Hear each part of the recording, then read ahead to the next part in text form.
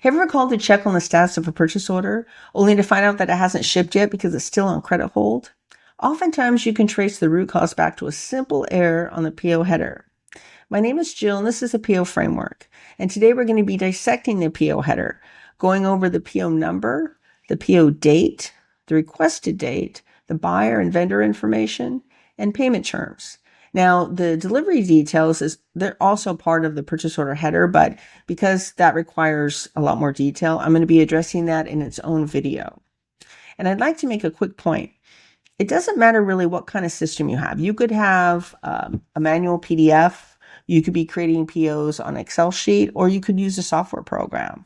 But no matter what program you have, the fundamental data that you need to make sure that purchase order is accurate is going to remain the same. And especially if you do have a software program, it's only as good as the information that you feed it. And you just want to make sure that a human is involved at some point in the process to make sure everything lines up and that it's okay. And part of why I created this channel is I'm going to be addressing potential gaps between what the software allows and what a real world purchase order requires. And hopefully by protecting that transition between the data entry and the PO, that could help you and your customers. Okay, so here we have the purchase order that I created for this video. And all the names and everything on here, they're fictitious. They're just for today. So you look at the top and you see the logo and the letterhead. Now the logo just isn't, for decoration. It's their actual branding. And you want to make sure that matches what's on their official website, because you don't want to have an old logo on there. It kind of dilutes the brand. It doesn't look very professional. And you don't want somebody to question whether or not the PO is legitimate if you have old information on there. Now, the letterhead is the text of the branding, and you want to make sure that that name matches their legal name for all sorts of reasons. Now, I'm not a lawyer. I'm not offering any sort of legal advice here, but having the correct legal name in the letterhead will safeguard you against, any kind of legal or insurance issues down the road. And then the next thing you come to is the PO number. Now, the PO number is the most important data point on the entire document. It's really important that you have an accurate PO number for several reasons. One, first of all, you could have in your system, you could have what they call a standard convention of numbers. So you might create a purchase order where let's say the first four numbers denote a department, and the next four numbers are a year, and then you might have a -001 or whatever. And that number corresponds to a person who authorized it. Some sort of system you have set up. That way, your sales team might be able to run an analytics report and pull up real-time sales numbers. I mean, that's very beneficial, especially if they're in the field. And it helps you keep track, of what you're selling. Now, you might have an instance where you need an emergency PO. You need to create something on the fly.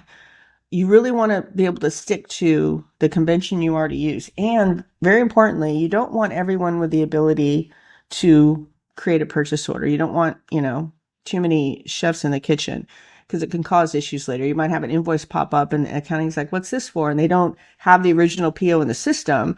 Maybe it was created outside that loop because it was emergency. But if you use,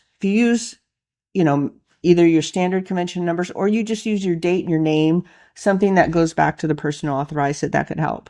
And you want to avoid special characters. You don't want to have the ampersand or the @ symbol inside a PO number. You want to avoid that because your system might glitch out and not capture that, or the vendor you're sending it to, their system might not recognize it, or they might cut off the PO number or simply reject your order because it doesn't match. So you don't want to have to do that either. And probably the most important reason you need a unique purchase order number is to avoid duplications. And I'll tell you why. A duplicate PO will cause all sorts of problems. Let's say your salesperson, John Smith, orders something for his customer in Los Angeles. And then another salesperson, Tommy, orders his unit for somebody in Dallas. But they both have the same PO number. And so when the invoice comes in, both invoices come in, your accounting department's going to say, what's going on here? They're not going to know what happened. And it'll cause them to spend a lot of extra time playing detective, trying to figure out a solution for a problem that's really quite preventable. Another reason you don't want duplicates is because you could send two purchase orders with the same purchase order number to the same vendor. Now, some vendors will have a system that won't allow duplicate PO numbers, which is good, but some do. They don't recognize it. Or there have been times when I've had separate customers who are totally unrelated send in a PO and they had the same PO number. It doesn't happen a lot, but it did happen. And so you don't want a duplicate in your system because you're going to get two invoices. You're going to probably get two shipments. You're going to have double of what you originally ordered. Then you're going to have to spend the time to return it. You have to spend freight back, and you have to hope that it shows up at the vendors, undamaged, because otherwise you won't get credit for it. So it's very important to keep PO numbers clean and unique. Another reason you don't want to have a duplicate purchase order number is because it makes a lot of extra work for accounts payable, because they're going to have to, in their three-way match, they're going to have to take the original PO, the packing slip of the order, and the invoice and match them all up. And if you have duplications, then that creates all sorts of problems. Now, in the case that you need a replacement, let's say you order an oven and it shows up damaged. So you're going to need a new PO number to get a replacement. Now, the shipper could do that for you. There are cases where they'll go ahead and get another unit going, especially if they don't have it in stock. But when the first unit arrived, it had its own serial number on that invoice. When the replacement ships, it's going to have its own invoice with its own serial number, and you want to have a PO to match that. So a lot of times I've recommended to people to keep the PO number the same and put like dash RPL, or have some way of being able to reference the original PO number and also reference that it's a replacement. You could put the word replacement on the purchase order, but when the invoice comes in, you're not going to see that word revision or replacement. You're only going to see the PO number on the invoice, and if it says RPL on it, the accounting department's going to know and say, okay. It saves them a ton of time, trust me. So now let's talk about the PO date. So on my example here, you have the date. It's right here. And the date says May 8th, 2026. Now that could be the day that your purchasing department created the PO, but it doesn't always mean it's the day the vendor gets it. And what happens a lot of times is the buyer will create the purchase order and they send it off. I used to be the one who got those. And I noticed something's missing. Maybe they're ordering an oven and they don't have the voltage on there, or they don't have the gas type. Natural gas, liquid propane. You don't want to guess on those things. So I had to go back to the buyer and say, I need verification. So the buyer would have to go back to the salesperson who gave them the original information to get it. Now, a lot of times when a customer says, oh, I want to get an oven, and the salesperson says, okay, I'll order it for you. A lot of times the customers would think that as soon as they give that to the salesperson, that boom, it's on order. And it doesn't work that way. There's a process before that even gets sent to the vendor. So sometimes the salespeople didn't want to have to go back to the customer because the customer already thinks that the order's in production. And there are ways you can explain it to the customer, but you really have to get confirmation of that, because some units, you can't change the voltage in the field. I think you can go up, but you can't come down. I forget. You can go from 120 to 208, but I don't know if it works the same way. But anyway, not every unit you can fix in the field. So it's extremely important you make sure that information is accurate. Same with gas type. Sometimes you can't change the gas type in the field. And if you have to, it's very expensive because you're paying for the service agent, you're paying for him driving out there, and you're paying for the parts themselves. There's 3 things you're paying for at least minimum. It's very expensive. And you have other issues, as well. So you want to make sure that the information is correct. So I ask, hey, I need the voltage or, gas type on there. It could take a week for them to get back to me. And I always wanted them to revise the PO. They could tell me over the phone, they can send me an email, but it really needs to be, the PO needs to be revised. That way in their system, the updated information is noted. So you see 120 volt, you see natural gas, you see it in their system. Then it comes to me as revision. Everything's okay. I send it to the vendor. Or sometimes the buyer would send it to the vendor directly. I was bypassed, which just was fine. But the vendor would be, hey, they call me and say, hey, I can't get a hold of, so-and-so. I need to know the gas type and voltage. And I'm like, uh-oh. So I would help them. But long story short, you just want to make sure when you're creating a purchase order, that you have everything you need. And we'll get into more details about that when we get to the body of a purchase order. But right now we're just talking about the header portion. So that's the date. And so now we're going to talk about the buyer. So the buyer is here. Okay. This information is critical to be correct. You want to make sure that you have the legal name, okay? And the legal name that's on here is going to match what your tax ID is. So if you're the buyer and you're creating purchase orders to send out to people, you want to make sure that the name on your purchase order matches hopefully what you put on the original credit application to match, because the vendor is going to have their own file on you, and they're going to have your legal name, your legal address, everything on there. And then when they create an invoice to send to you, it's going to have your legal name on it. Because if for some reason, let's say you go ahead and you pay an invoice, but the name on your checks doesn't match the legal name you gave the vendor in the beginning, it's possible the vendor won't be able to cash that check, or it'll cause a delay. Not that you wouldn't pay, but there'd be a lot of wasted time in there. So it's crucial that this information is accurate. And so if we look here, so there's the name, and now you have the address. Some buyers have more than one address, just like some vendors do. So you have the main corporate office, and you might have another address, a PO box, maybe Chicago PO box number for checks. And then you also might have a warehouse address where you hold your stock. But you want to make sure that the address that's on this purchase order is correct. For many reasons. I mean, if the vendor wants to mail you something, send you something, you just want to make sure it's right. You don't want to have an address that doesn't match up later. Same with the city. You want to make sure that's correct. And here we go with the contact name. Okay. This information right here, that is very, very important. And in the example I just gave you with me having to call the buyer to get the voltage and gas type, I need to know who to contact. You could have some name on here and could be someone who doesn't work at the company anymore. If I get a purchase order where the vendor gets a purchase order and the information, there's missing information, we'd have to be able to look on that PO and figure out who sent it to us and who to contact to get that. There might not be an email or a phone number on the PO, and you might be getting it through the computer. Now, in the old days when I was coming up, we just emailed POs to people. It was on a PDF or Excel sheet, and you would just send it off. So we knew who we could go back to get information. But nowadays, if it's all done via computer, you may or may not know. Or they might have a template that they use for every PO, and it might always have the same person on there, and that they might not really be the person to go to on a particular job. But on the PO I made up, I have a phone number, I have the person's name, and I have their email address.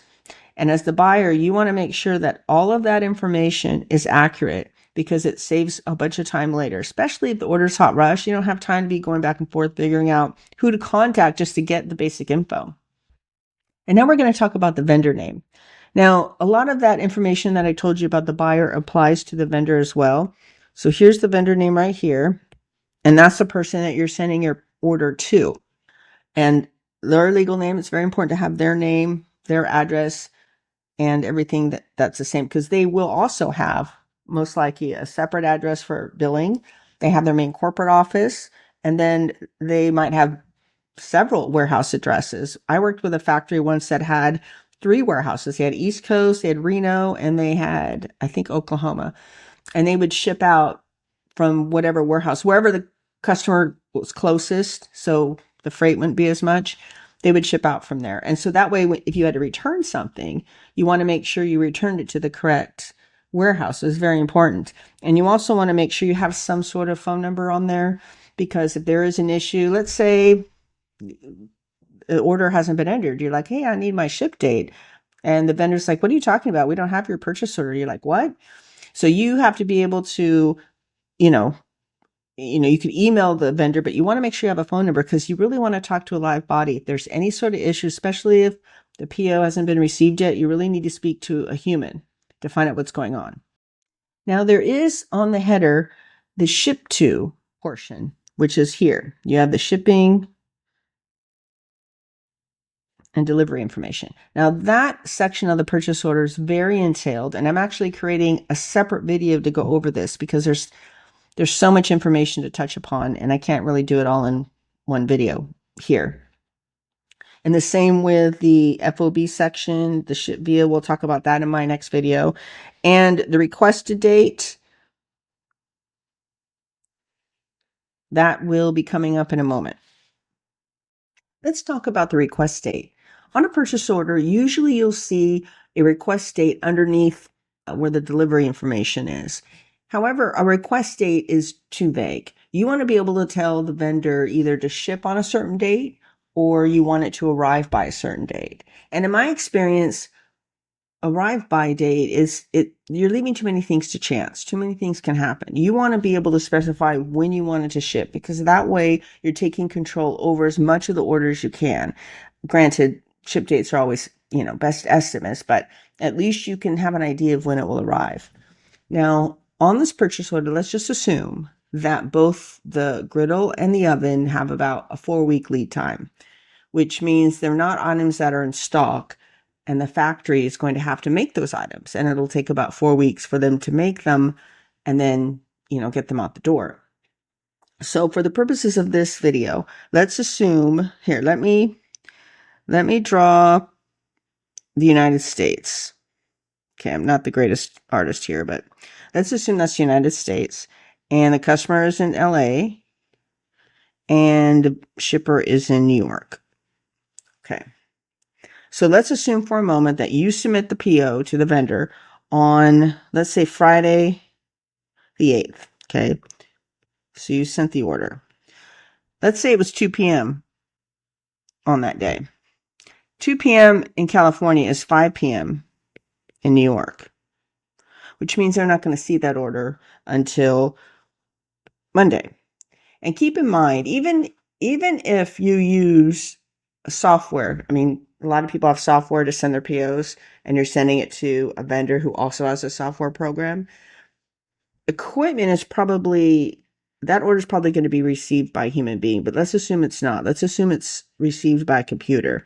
It's still not going to get entered probably until a human looks at it and verifies it, which could be a couple of days because, they might get 100, 200 emails just starting the day out. So Monday, it shows up in the system, but let's say it takes a couple days for them to look at it and get it fully entered. Okay, so let's say, we'll be generous. We'll say the 13th is when it gets entered into the system. Now, it'll get entered, but it has to go to their production team because they have to see where that order is going to fit on the schedule. That might take a couple days. So you might not actually get a ship date until the 15th. So, that's when they're going to send the order acknowledgement over to you. Now, let's assume for this example that the ship date is actually going to be 4 weeks. So you're going to look at a calendar, and let's say it starts, I don't know, we'll go 1, 2, 3, 4. Let's say the estimated ship date will be Friday the 12th. Okay, so that's your estimated ship date. Now, the first thing you have to think of is how long is it going to take to get to you? New York to LA is about 5 to 6 business days. Okay. So if it ships on Friday the 12th, you don't ever count the day it ships because the truck or the carrier has to come to the vendor, pick up your order, take it back to their terminal, and then they're going to put it on a truck that's going to be bound for LA, but they're going to put a whole bunch of other stuff on there because they got to fill that truck. So it's got to be transferred over. So it's not going to probably leave their building.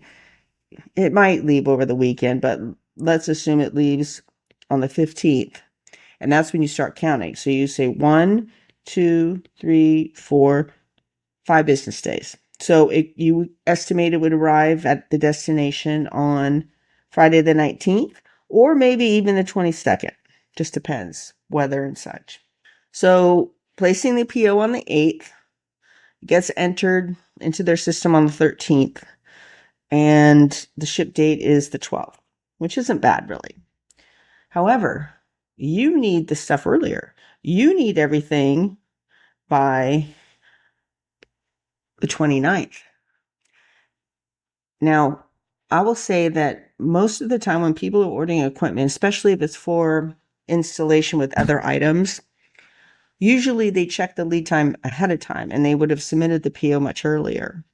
When you put down if you really need an order by a certain date, if you need it by the 29th, you're going to have to backtrack and you're going to have to go back and see what day it should ship by.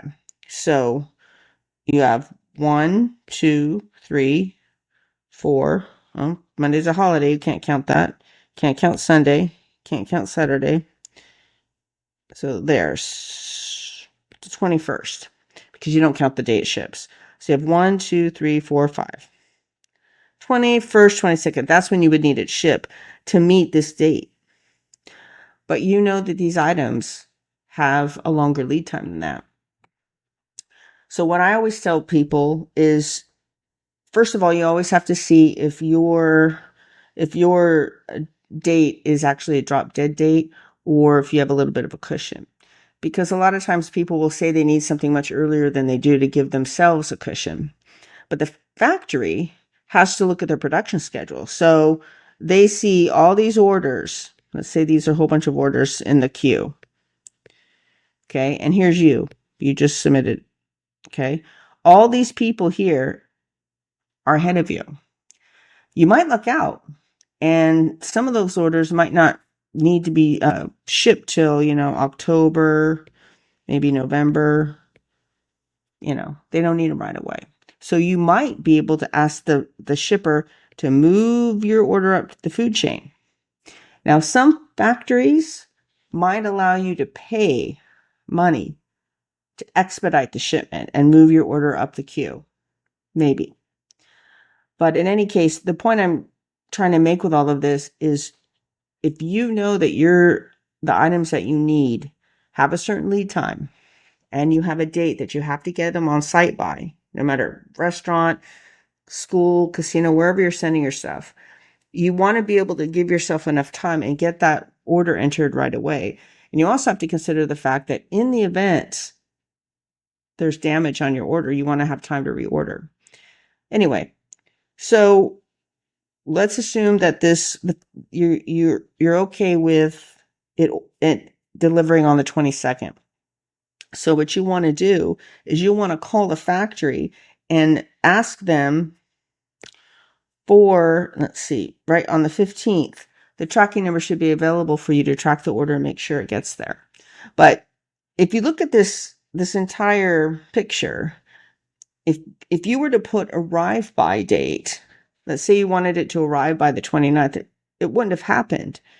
It would have shipped much later. So when you're looking at this entire picture, you always want to keep in mind how much lead time there is on your units and when you need them to arrive by. Because a lot of people will put, let's say they know that the order isn't going to ship in time that they need it. They're going to put, ship, the requested date up here is 5/29, right? They know that the lead time isn't going to make it. So they'll put ASAP. Now I'm going to do a video on the shipping portion of a purchase order. That's my next video actually, because it really needs its own video because it's very entailed. Because there are good and bad about putting ASAP. But that's what people will usually put. And then that way, if by chance the unit gets finished or the order is ready to go before the 12th, they could ship out right away. And you get it a little bit earlier. But this is just to give you a little bit of an overview on the things you have to consider when you put down a request date on a purchase order. You have to think when you want it to actually ship by and put that on the PO, ship by. If you leave that vague, you're leaving it up to the vendor to decide. You don't want to do that. Again, you want to be able to exercise as much control as you can over an order, especially when it's shipping. Now, I wanted to give you a bird's eye view of what this picture looks like, because when you're filling out the purchase order, when you fill out the request date, you want to make sure it's a ship by date, not an arrive by date. And your system might let you override that and specify what you want, or maybe your system allows you to put some sort of note in there. But if you have a choice, pick the ship by date, ship by a certain date, so you can make sure you can get your order as soon as possible. Now we'll talk about payment terms. Payment terms are usually listed right above the body. And if I didn't tell you before, a purchase order is divided into 3 sections. You have the header, you have the body, and then you have the footer. Now the header, if you see my example here, it's everything above where the items are. So it's this section right here. This is the header. You have buyer, vendor, PO number, shipping info, and payment terms. Now, if we go down below, you'll see where all the items are. We call this the body. Okay. So this is the body, which we'll talk about in another video because it's very entailed. It'll have your items, pricing, quantity, all that. And then the last section is the footer. The footer has like your subtotal, it has special instructions, and it will also have a section for terms and conditions, legalese that appears on a purchase order. And now we'll talk about payment terms. There are 3 very common terms that you're going to see on a purchase order. You're going to have net 30, which is probably the most common. You'll have 2% net 10. And then the third one would be, you'll see the word prepay, or you might see cash in advance, CIA. Net 30 is going to be the most common. And first of all, the word net just refers to the full amount that you owe. After all your discounts are applied, your promos, all that, it's what you owe. Okay. And the 30 means 30 calendar days after it invoices. So let's say your order invoices on a Monday. The vendor will usually issue the invoice maybe that night in their system or the next day. And you have 30 calendar days to pay. 2% net 10 just means that if you can pay that invoice within 10 calendar days, you get an extra 2% off. And terms like that are negotiated prior. So if your purchase order, maybe your purchase order says net 30, maybe it's from an old template and you didn't catch it. You have to be careful because if the vendor sees that, they're going to go ahead and do net 30 and you're going to say, hey, wait, we get 2% net 10. And you'll have to go back and fix that and negotiate that with the vendor and get it revised in your system as well, so you can make sure that that vendor has those correct terms. And then the third one you're going to see is prepay. And that means that a buyer has to pay the full amount to the vendor before they even process the order, before they even enter it. Now, there are some vendors that will let you pay, especially if it's a lot of money, they'll let you pay 50% down, and then you have to pay the remainder before it ships, which means you're going to have to secure a freight rate. And with the way things are, fuel rates are in flux. And a lot of freight estimates or freight quotes, a lot of them are only good for 24 hours.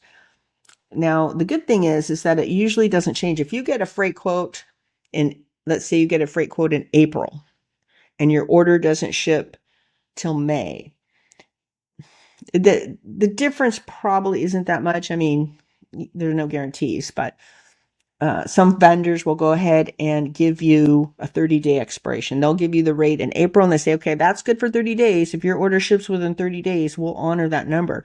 If your order doesn't ship for 3 more months, they're going to have to get you a new freight rate. So it's incumbent upon the buyer to note that and make sure that you get an updated freight rate. And maybe, after the 30 days, ask for a new rate. And then have that good for the next 30 days. Because if your order ships before that, you can secure that number. Let's say they estimated your freight at $2,000 and then order doesn't ship in time. Maybe it was delayed, whatever.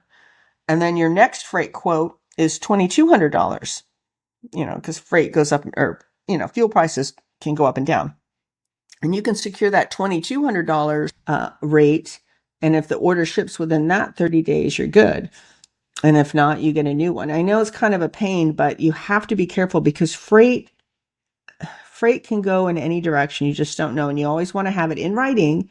Make sure you have it in writing in an email, what that freight rate is. So that way you're not thrown when you get the invoice and your margin doesn't get eaten up in freight, which I've seen happen. And then finally, you could also have, I was mentioning you can have 50% down and then 50% before it ships. And you also want to make sure that if you're ordering something custom, a lot of times you can't get your money back if you order that, right? And I've had some vendors where they ordered a custom item, they put their 50% down, and the vendor was building it, and then a little bit before it was supposed to ship, the buyer's like, "Oh, sorry, I have to cancel." And the vendor's like, "No, we passed that point of no return. We're on the hook for these items, so you're going to have to pay, or they might just keep your deposit and then let you off the hook after." Just depends. Every company's different, but these are the things you just want to think about if you have to do cash in advance. Getting the purchase order header right might seem like a small administrative task, but as we've seen, it is the foundation of your entire supply chain transaction. Every detail from the legal DBA name to the specific vendor remit to address acts as a safeguard against credit holds and shipping delays. By bridging the gap between what your software requires and how the real world operates, you ensure that your orders move through the system without friction. Thank you for joining me for this first look at the PO framework. Stay tuned for my upcoming videos where we're going to do a deep dive into the Ship To section and tackle the logistical complexities of getting your product where it needs to go. And if you like this video, please make sure to like and subscribe, and we'll catch you in the next one.